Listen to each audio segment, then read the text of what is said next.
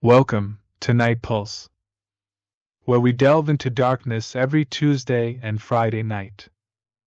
If you enjoy an evening or even daytime chill, please hit like and subscribe for more unsettling tales like this. Now, lower the lights, get comfortable, and let the pulse of darkness pull you in.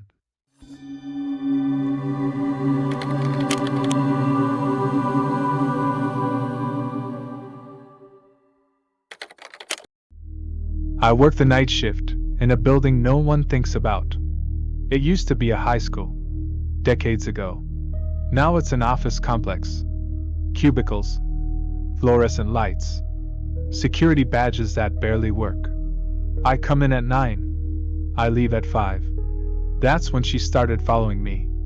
Not all at once. Not dramatically. At first, it was just the mirrors. The bathroom mirrors specifically. Every night around midnight, when the floor was empty, I would see something just slightly off. Not a figure. Not a face. Just movement. Like long hair sliding out of frame a second too late.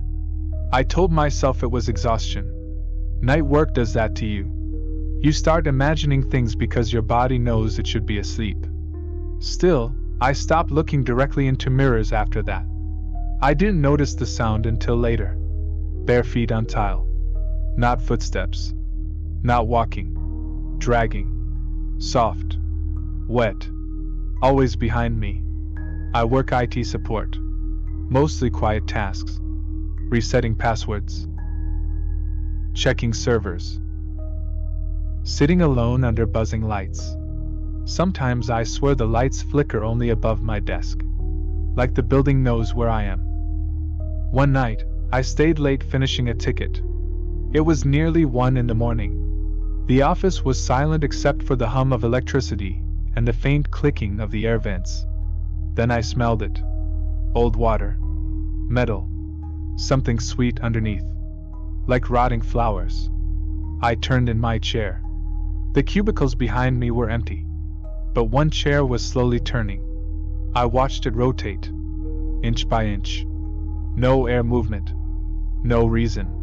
When it stopped, the seat was facing me. I laughed. I actually laughed. That's what people do when fear hasn't fully settled in yet. I went home after that and didn't sleep. The next night, I found something under my desk. A red string. Thin. Frayed. The kind you'd see tied around a finger. I stared at it for a long time before picking it up. It was warm. I dropped it immediately. When I looked again, it was gone. That's when I started researching the building's history. The high school that used to stand here was shut down suddenly. No official reason. Just a line in an old article that read, "Incident during late faculty hours." No details. Buried further down was a comment someone had left years ago. Anonymous. They wrote, "She waits in places where people work late. She follows the one who notices her." I stopped reading after that. The next night, the smell was stronger. I found wet footprints leading from the bathroom to my desk. Small. Bare. They stopped right behind my chair. But I didn't turn around. I couldn't. My phone buzzed on the desk. Just once. A notification. No sender name. For a split second, I thought of a story I had read online. About a man who received messages that weren't meant for him. I pushed the thought away. The message read, "You see me now?" I stood up so fast my chair fell backward. The lights above me went out. Only my section of the floor. The rest of the office remained lit. I could hear her then. Breathing. Slow. Wet. Right at my ear. I ran. I didn't grab my bag. I didn't grab my phone. I ran down the hallway past closed offices and conference rooms with dark glass walls. As I passed one, I saw her reflection. She was standing behind me. Tall. Bent slightly forward. Her hair hung in front of her face, black and heavy, soaked like it had been dipped in water. She wore a white blouse stained dark at the sleeves. Her feet never touched the floor. She slowly slid toward me. The emergency exit wouldn't open. The handle shook in my hands. Behind me, the dragging sound stopped. Silence. Then something touched my wrist. Cold. Too many fingers. I screamed. The lights came back on. I was alone. I quit the next day. I told myself it was over. It was not. She followed me home. Not physically. Not at first. My reflection started lagging behind again. Just like at work. I'd brush my teeth and see my mouth stop moving a second after I closed it. I found red string tied loosely around my door handle.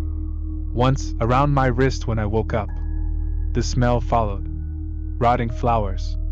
Metal. I stopped answering calls. Stopped sleeping. One night, as I lay awake, my phone lit up on the nightstand. A message draft. Unsent. It read, "She attaches to those who acknowledge her." I don't remember typing that. The bathroom mirror across the room fogged from the inside. A shape pressed against it. Hair first. Then a face I never saw clearly. Only the mouth. Too wide. Pulled tight like it was sewn that way. I understood then. She doesn't haunt places. She haunts attention. Once you notice her, once you confirm she exists, she belongs to you. I write this from a cafe that never closes. Bright lights. Mirrors covered. I haven't gone home. Sometimes I hear dragging behind me. Sometimes my reflection smiles when I don't. If you work late. If you feel watched. If you smell flowers where none should be, don't look. And whatever you do not acknowledge her. She's already waiting for someone else to notice.